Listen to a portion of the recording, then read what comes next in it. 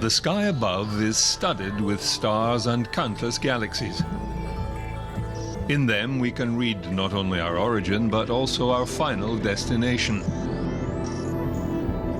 The first phase of our journey is complete. We are ready to undertake the second. With robotics, advanced technologies and sheer daring, we are now going to places that before we only dreamt we might ever reach.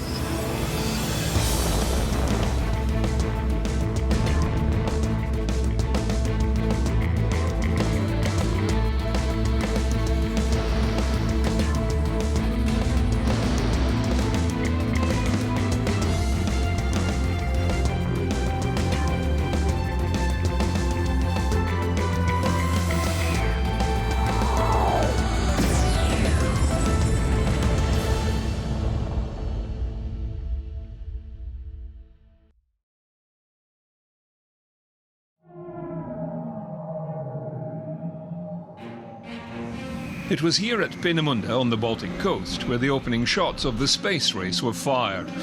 Not an auspicious occasion. The backdrop to this extraordinary effort was World War. The chief engineer did mutter, however, the rocket functioned perfectly, it just hit the wrong planet. Time and tide have changed that frontier. Now science and commercial imperatives lead the way. Our push into the new frontier is now genuine and humane, guided by science and the hunger for discovery. Soon it will be underpinned by the commercial realities of tourism and mining.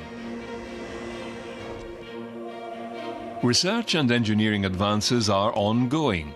New communications and sensing technologies, new space systems for advanced aerobraking, new materials and manufacturing processes for new spacecraft, and safer launch systems. All aimed squarely at a return to the moon.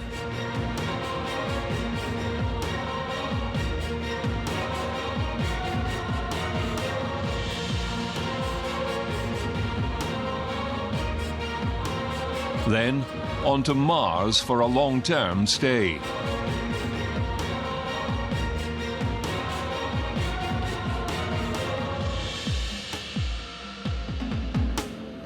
The human flight component would like to see an experiment where resources on the surface of Mars, from the rocks or the atmosphere, could be used to generate fuel or other parts that would enable future exploration in cutting the tie, so to speak, to Earth. So you wouldn't necessarily have to bring everything with you. You can actually manufacture it on the planet. And that's a really exciting additional component that we've been exploring and analyzing in this work.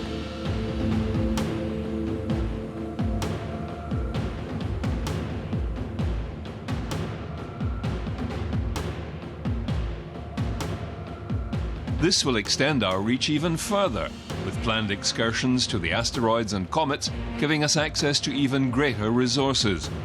At the same time, it would help us protect Earth from wayward objects posing a threat to our planet.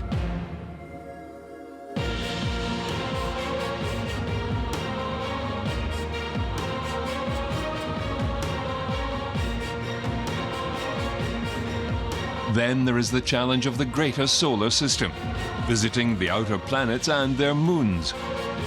Jupiter's Europa, Callisto, Ganymede.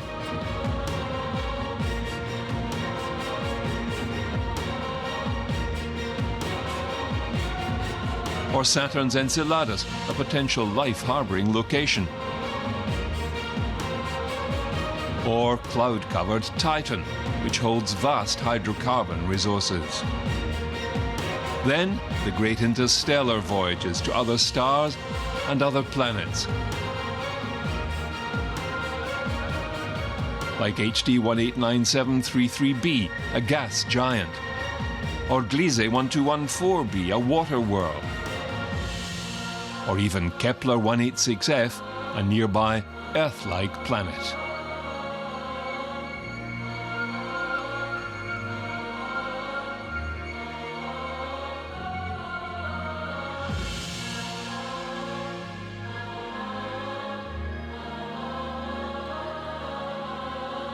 Our first stop in this journey takes us into orbit, where we can continue to look down at the world's changing environment and study the planet we call home.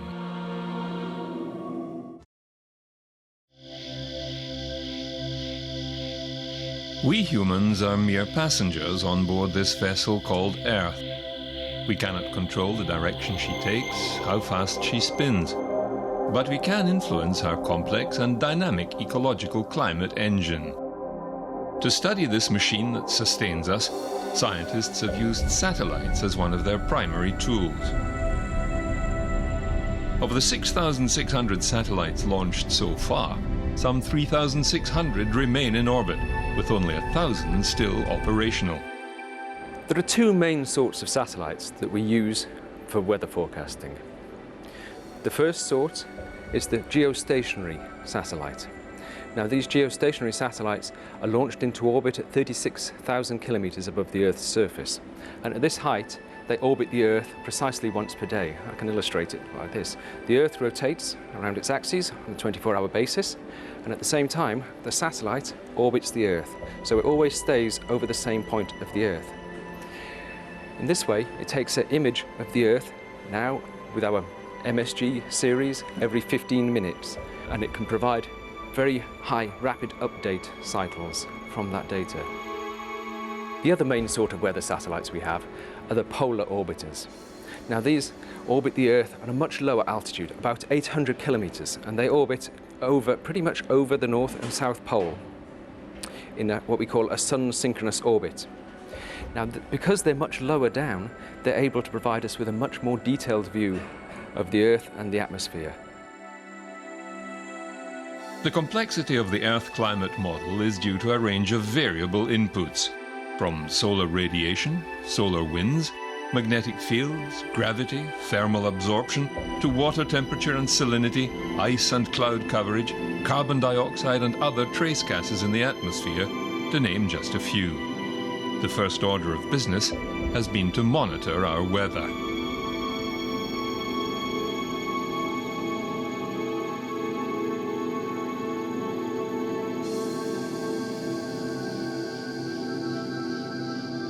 Maximum scientific value comes from long-term data gathering. It has to be reliable, continuous and uninterrupted. To this end, ESA and EUMETSAT have launched their latest satellite, METOP-B. METOP-B is particularly important to provide continuity of this data. This data has the largest single impact into the weather forecasting system. So it's very important that we maintain this capability, and for climate purposes it's very important that we maintain a continuous record in time. Apart from accurate weather data, it also carries a GOME, or Global Ozone Monitoring Experiment. It monitors ozone concentrations in the polar regions. This is an instrument that measures in the ultraviolet and visible part of the spectrum to retrieve information on the ozone structure in the atmosphere, which is particularly important for understanding the recovery of the ozone hole, and also it's now used within weather forecasting itself. Weather forecasting is important for everybody because weather impacts a large amount of society, economic aspects.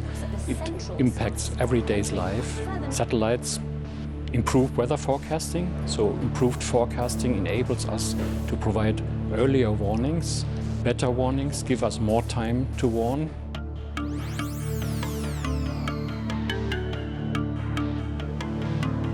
There is now a concerted and coordinated effort by the major space agencies, NASA, ESA and JAXA, along with their international partners, to launch a series of next-generation Earth observation satellites, each with specific instrumentation to address the many variables making up our climate. Joint partners NASA and the Japanese Space Agency have launched an international satellite mission, GPM. The Global Precipitation Measurement Mission will set a new standard of observation of rain and snow worldwide. GPM consists of a core satellite with 8 constellation satellites. With precipitation radar and a microwave radiometer, the system will collect global data every 3 hours. The GMI produces a critical reference standard which unifies all the member satellites of the GPM constellation. The instrument has 13 channels, and this greater sensitivity allows GPM to measure a greater variety of precipitation type and intensity. Each channel has a frequency range that can detect a different type of precipitation. Scientific algorithms then translate the GMI's brightness temperature data into more meaningful products, such as rain rates. Because GPM's coverage extends beyond the tropics, measuring storms like these in the mid and high latitudes will improve and expand the global view of precipitation. Conducted with the National Oceanic and Atmospheric Agency and the space agencies of France, India and China, the GPM mission data will advance our understanding of the water and energy cycles and extend the use of precipitation data to directly benefit society. Two major components of Earth's climate system are the water cycle and ocean circulation.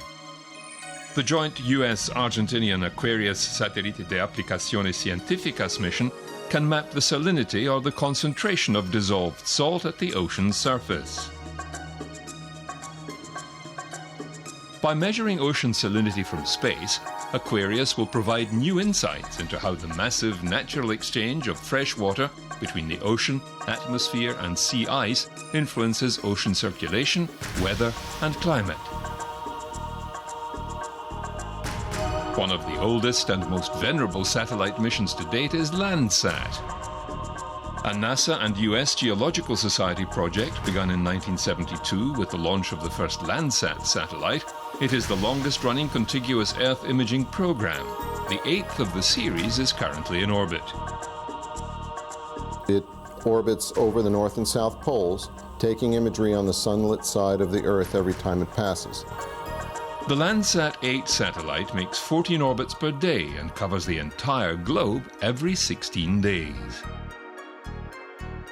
The data from the Landsat data continuity mission will be the best data that have ever been collected from a Landsat satellite. With the increasing population, our land use are changing at rates unprecedented in human history. To manage and cope with these changes, we need to have the observations, the information, the data that allow us to understand what's going on the surface of the Earth where most of us live. The data collected over 40 years of the Earth's surface has created an historic archive unmatched in quality, detail and coverage. Landsat archive that contains all the US-held data from all of the Landsat satellites, and the LDCM data will become part of that archive. The Landsat program offers, free to anyone, the longest global record of the Earth's surface, and it will continue to deliver visually stunning and scientifically valuable images of our planet. However, the Earth's surface is predominantly water. Measuring the topography of the oceans is another challenge altogether. Begun by the Topex Poseidon satellite, a joint effort of NASA and France's Centre National d'Études Spatiales, and continued by the Jason-1 satellite, their latest mission is Jason-2, continuing to provide a long-term survey of Earth's oceans. It measures changes in the height of the sea's surface. These are used to understand shifts in ocean currents as well as sea level rise, both critical parts of global climate change. The data is used around the world to improve weather, climate and ocean forecasts. Another ocean-going measurement is the speed and direction of the winds. The Sea Winds Scatterometer is a specialized microwave radar that measures near-surface wind. The scatterometer estimates wind speed and direction over the Earth's oceans at 10 meters above the surface of the water. The instrument collects data over ocean, land and ice in a continuous 1,800-kilometer wide band, making approximately 400,000 measurements and covering 90% of Earth's surface in one day.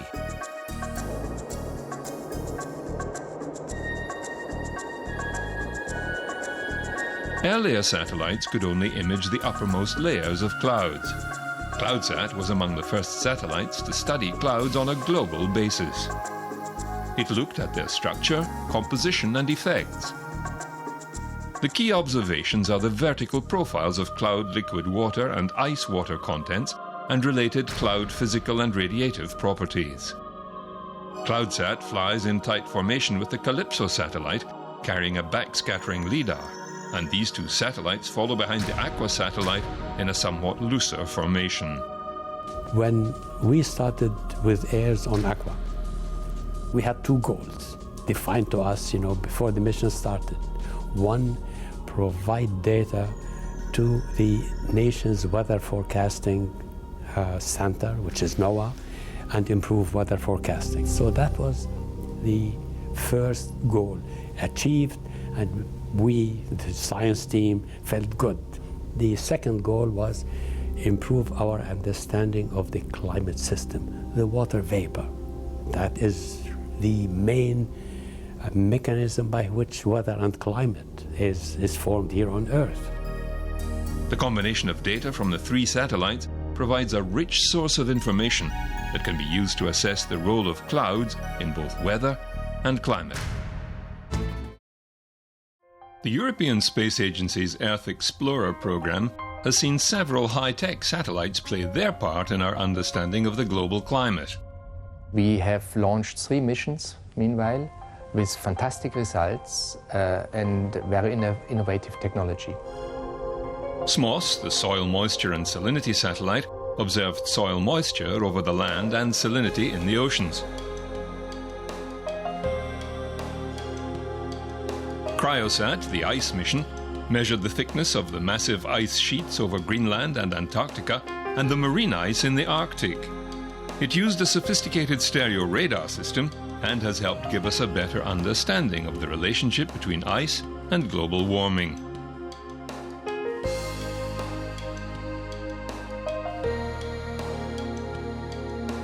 GOCHE measured Earth's gravity field with unprecedented accuracy. A geoid model is crucial for deriving accurate measurements of ocean circulation and sea level change, both of which are affected by climate change. This data revealed the Earth to be lumpy and quite variable across the planet. It has led to a new map of the boundary between the Earth's crust and mantle. Another piece in the climate puzzle, and a critical one, is the Earth's magnetic field. The Earth magnetic field is our lifesaver. There is no doubt about this. This shield is basically protecting us from the harmful effect of the solar wind, these high energy particles that the sun is constantly bombarding us with, and this shield is really essential for us and for our protection. The main magnetic field of the Earth is changing in time, and it is weakening by a factor of, let's say, 10–15% or so over the last 200 years. And what's actually going on in the outer core of the planet is what we really try to find out. The magnetometer package on board Swarm, it measures the magnitude and also the direction of the Earth magnetic field. And it does so in 2 locations. One, it has an instrument at the tip of the boom and also another instrument halfway down the boom. And together, they give all this precise information that we needed to decipher the secrets of the Earth magnetic field.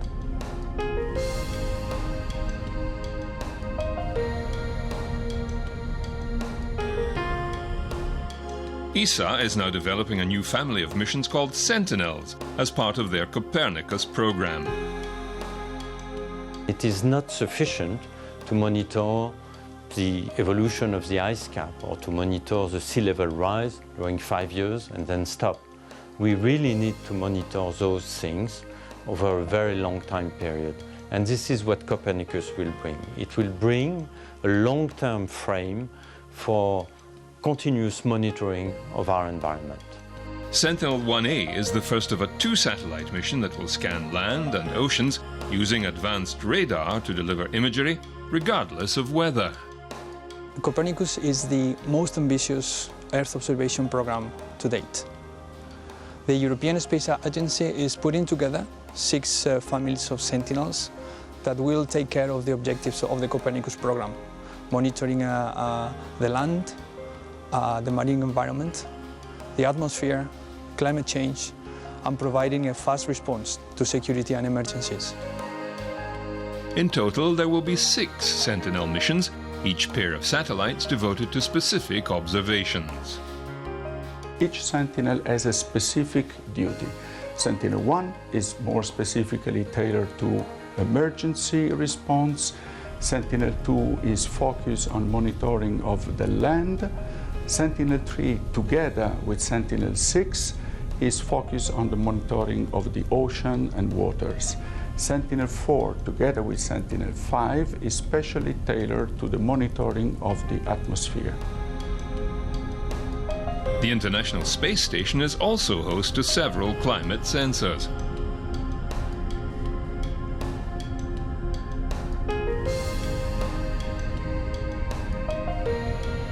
Currently, the CATS, or Cloud Aerosol Transport System, is mounted on the Japanese experiment module.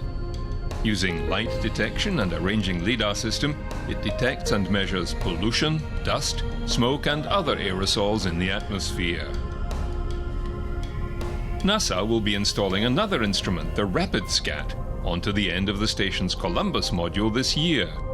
It will measure ocean surface wind speed and direction and help improve forecasting and hurricane warnings. The Orbiting Carbon Observatory was NASA's first satellite dedicated to the tracking of carbon in the atmosphere, how it is reabsorbed into the biomass, and where. Unfortunately, a launch failure has caused a reschedule of the project.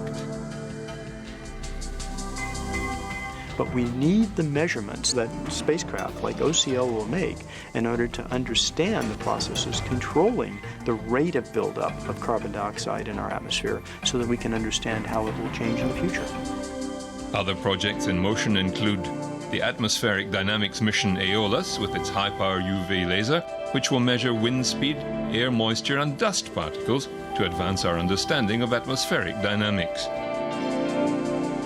EarthCare will study how the Earth reflects and traps heat.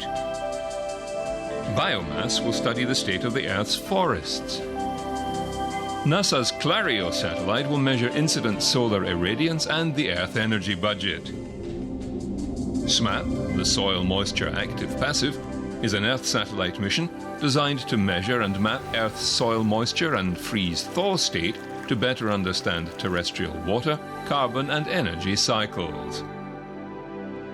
The suite of satellites now in orbit and planned for the near future will be able to peer beneath the clouds, vegetation and other surface features, monitor water salinity, temperature and energy fluxes, chart ocean currents and the change in ice caps. All this data is helping to improve our understanding of climate change and also helping in a practical sense, with flood and drought monitoring, hurricane and cyclone warnings, understanding changes in water availability, food production, and the other societal impacts of climate change.